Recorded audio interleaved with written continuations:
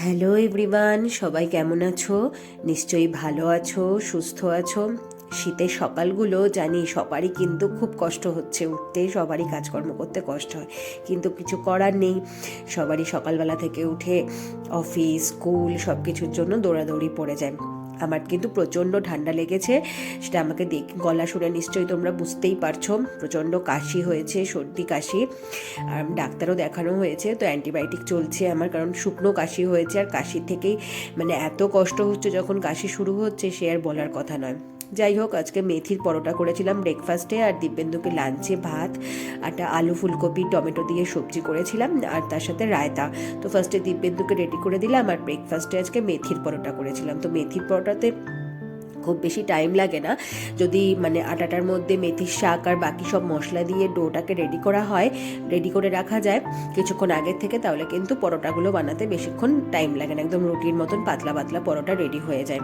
তো ফার্স্টে দিব্যেন্দুকে করে দিলাম, আর তারপরে সোনুকেও রেডি হওয়ার জন্য হচ্ছে গিয়ে বললাম, কারণ সোনু এই শীতের সময়টা সব বাচ্চারাই হয়, আমরাও ছোটোবেলায় ছিলাম বাচ্চারা, মানে কারোরই উঠতে ইচ্ছা করে না, কিন্তু তবু তো উঠতে হবে।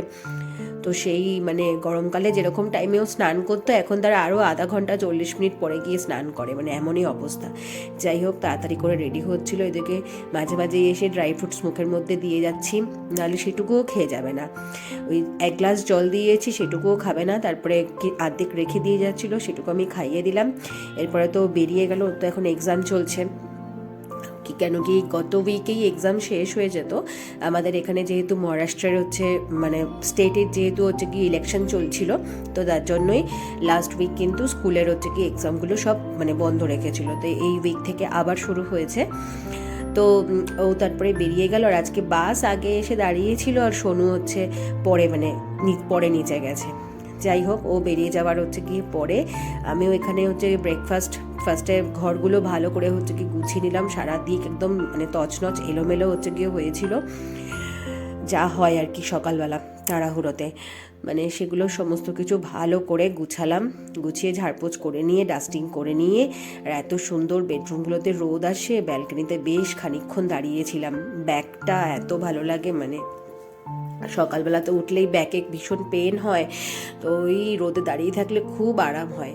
তারপরে যাই হোক, রুমগুলো অর্গানাইজ করে নেওয়ার পরে সব জামা কাপড় ভাঁজ করে রেখে গেছিলো দিব্যেন্দু, সেগুলো ড্রয়ারে ভরলাম। এরপরে ব্রেকফাস্ট করে নিলাম, দুটো আমার জন্য পরোটা বানালাম, আর সাথে কফি ছিল, আর ওষুধগুলোও সাথে করে নিয়ে নিই, নাহলে পরে ভুলে যাবো। এরপরে তো রোজের যে কাজ থাকে, গ্যাস ওভেন স্ল্যাবটাকে ক্লিন করা, তারপরে ঠাকুরের বাসন ধোয়া, এগুলো সমস্ত কিছু ক্লিন করলাম। এরপরে বাই এসে কাজ করে দিয়ে গেল, স্নান করে নিলাম, পুজো দিয়ে দিলাম, আর লাঞ্চে ডিমের ঝোল, গরম গরম ভাত আর রায়তা খেয়ে নিলাম। ব্যাস, আজকের ব্লগটা এখানেই শেষ করলাম। সকলে ভালো থেকো, সুস্থ থেকো, সাবধানে।